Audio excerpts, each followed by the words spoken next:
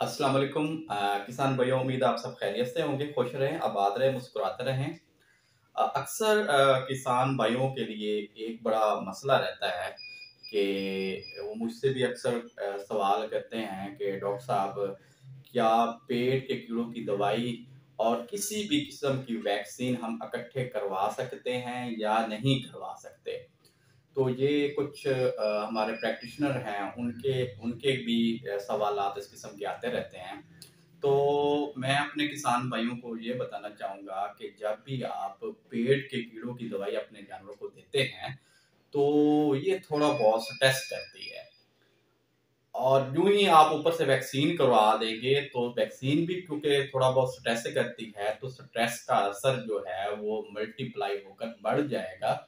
और जब स्ट्रेस का असर बढ़ेगा, तो जानवर जो है, उसके लिए बड़ी मुश्किलात पैदा हो जाएँगी।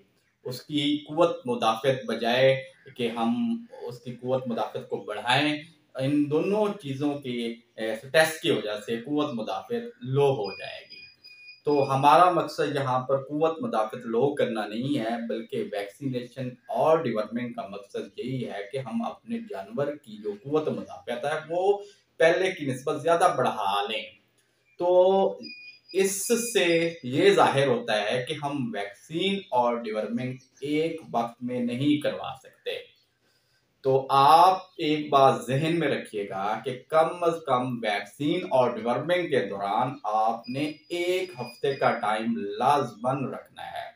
और मेरी यहाँ पर आपको एडवाइस ये है कि आप पहले डिवर्मिंग कराएँ, पहले पेट के कीड़ों की दवाई अपने जानवरों को पिला लें और उसके 1 हफ्ता बाद किसी भी किस्म की वैक्सीन जो आप करवाना चाहते हैं, वो आप करवा लें। तो ये जो एक तरीकाकार है, ये आपके जानवर के लिए और उसकी सेहत के लिए और उसकी इम्यून स्टेटस के लिए बहुत बेहतर रहेगा। शुक्रिया।